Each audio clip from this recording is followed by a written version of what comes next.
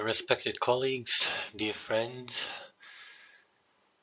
thank you very much for your invitation and interest in having me deliver the keynote speech for this wonderful webinar on open and relational theology and its social and political implications.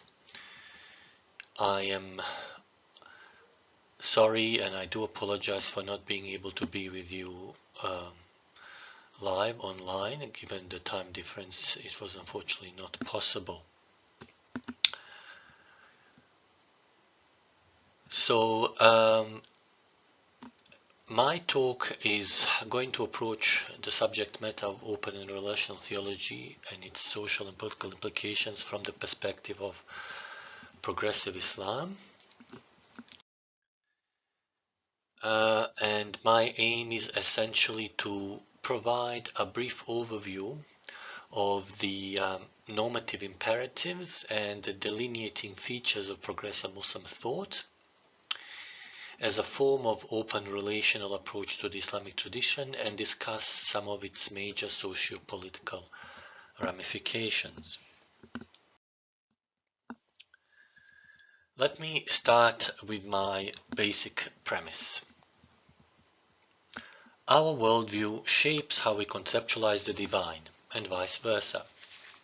How we conceptualize the divine, in turn, shapes our ethical moral compass and our values. Our ethical moral compass and our values shape our attitudes and views on how social and political life should be organized.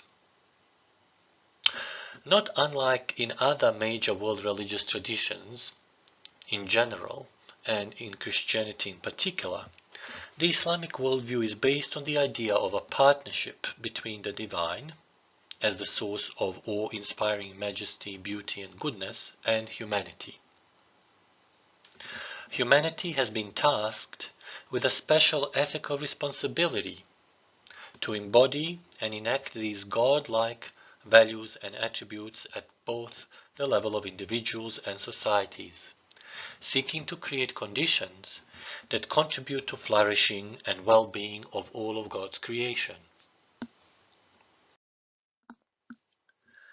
My other point of self-positioning is that I have been for nearly 2 decades now a vocal proponent and a theoretician of progressive Muslim thought. The most significant delineating features of this approach to the Islamic tradition can be summarized as follows. A subscription to a panentheistic concept of the divine and a form of Islamic open relational and process theology.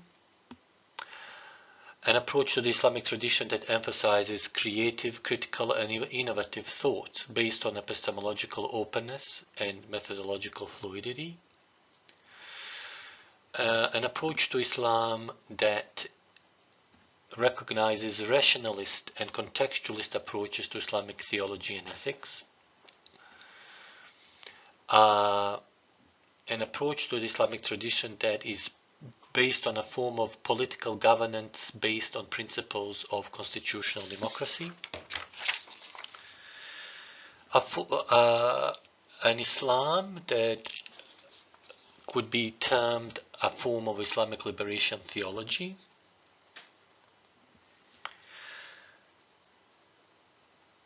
An Islam that affirms conceptual compatibility of the Islamic normative tradition with that of modern human rights era declarations, such as the Universal Declaration of Human Rights, and an approach to the Islamic tradition that affirms deep religious pluralism. All of these points I have developed and described in great length in 2 of my monographs on progressive Muslim thought.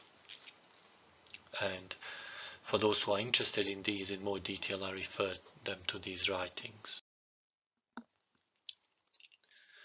Now, as I have argued elsewhere, these major characteristics of what constitutes progressive Islamic worldview also constitute its most important normative imperatives.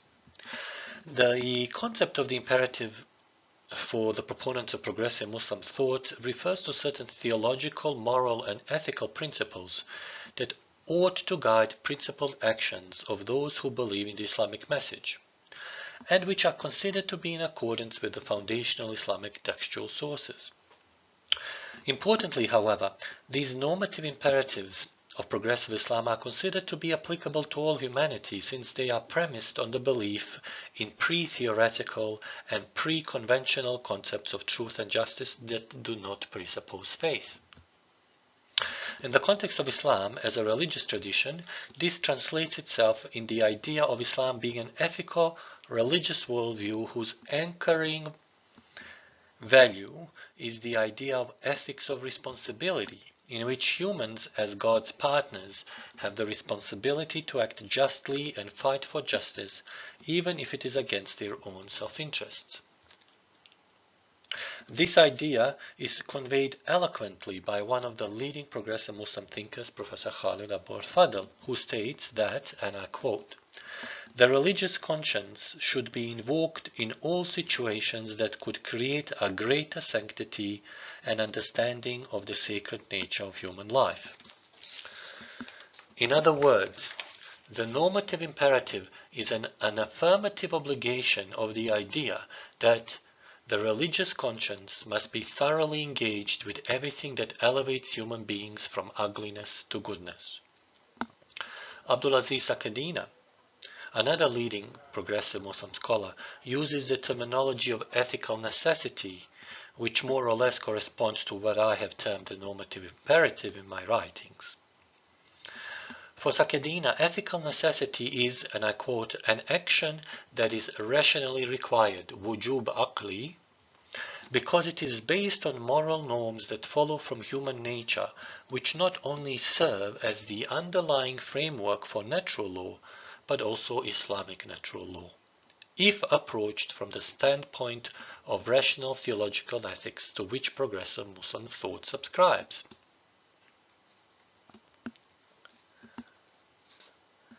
In philosophical terms, the idea of the normative imperative is premised on the presupposition that, contrary to the much of the Western contemporary liberal ethico-political theory, it is possible to make a philosophically coherent argument that human beings have real moral duties.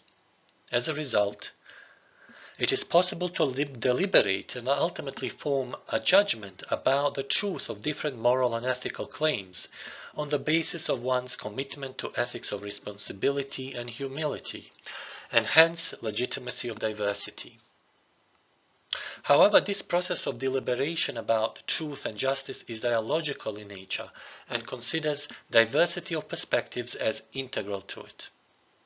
Hence, the earlier described concept of the normative imperative is not tantamount to the belief in crude moral absolutism and accompanying fundamentalist and totalitarian approaches to truth, the politics of truth, and its socio-political ramifications. This is because progressive Muslim thought gives due consideration to the idea that these moral and ethical ways of acting manifest and take different forms and shapes in different socio-cultural and historical contexts, and that they are in principle subject to evolution and ever better but never fully exhaustible approximation of divine attributes of majesty, jalal, and beauty, jamal. Unfortunately, with a very few notable exceptions, particular conceptualizations of God's majesty, jalal, and God's beauty, jamal, in the Islamic intellectual tradition, have endorsed a concept of the divine that sanctions patriarchy, political tyranny, or have offered theological justifications for a concept of an all-powerful and yet all-loving God that cannot be reconciled with the persistence of evil at the hands of human beings or the occurrence of natural disasters. Professor Ord has written extensively on this issue from a Christian theological perspective, but his critique of mainstream Christian theology in many ways also applies equally to the Islamic mainstream theology in relation to how it conceptualizes the nature of God's love and God's omnipotence. As evident from the nature of the delineating features of progressive Islam that I presented earlier, for the proponents of progressive Muslim thought there is an organic and symbiotic link between the political and the hermeneutic. This has given rise to the notion of what can be termed social hermeneutics, which can be described as a highly participatory political endeavor enabling progressive Muslim scholar activists to seek socio-political change within a faith-based framework. For these actors, being engaged in social hermeneutics implies that religious knowledge can act as a basis for social transformation, revolution, and collective political activism. Progressive Muslim social hermeneutics in part is also employed to argue for the emergence of religiously persuasive discourse on issues such as gender equality or gender justice, religiously persuasive human rights, freedom of religion and democracy, the establishment of a vibrant public sphere, and increased transparency and accountability of political structures and institutions, especially in Muslim-majority contexts, but globally as well. Importantly, unlike the vast majority of conservative forms of political Islam,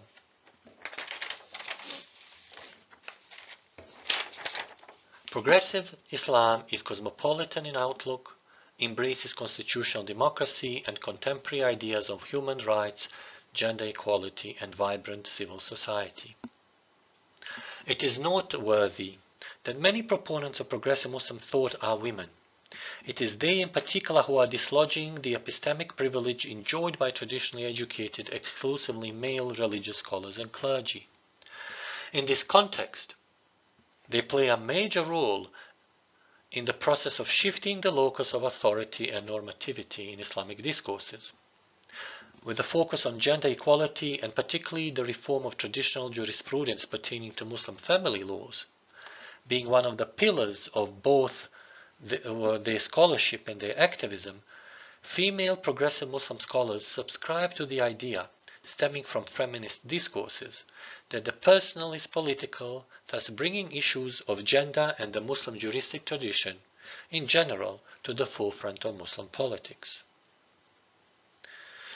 Given all of this, progressive Muslim thought with its panentheistic concept of the divine has wide-ranging socio-political implications not only in Muslim-majority contexts but also globally.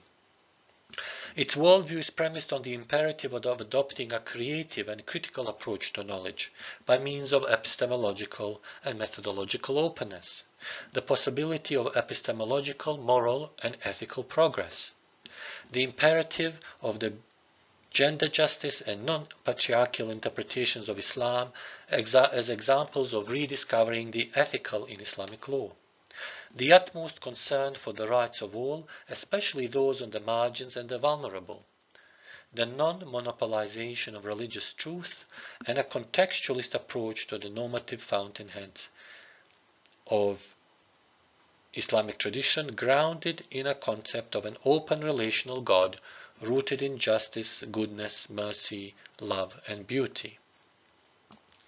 Progressive Muslims believe firmly that the Islamic tradition, if approached and conceptualized in harmony with these imperatives, has the necessary intellectual resources to turn them into a tangible and concrete reality.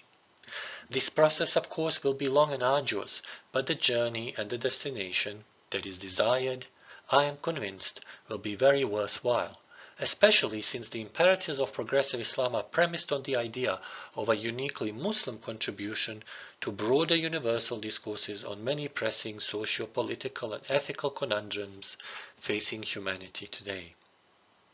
As such, integrating these imperatives self-consciously in the Islamic tradition will hopefully lead to the recognition of the Islamic tradition as an important and constructive partner and contributor to these very discourses globally. In the final analysis, it is imperative for us to recognize that our concept of God has important implications, not only for what kind of abstract theological beliefs we might hold, but also what kind of ethical values we should abide by. And these ethical values form the very backbone of the kind of societal and political norms and ideals we consider normative of human life. Thank you for your attention.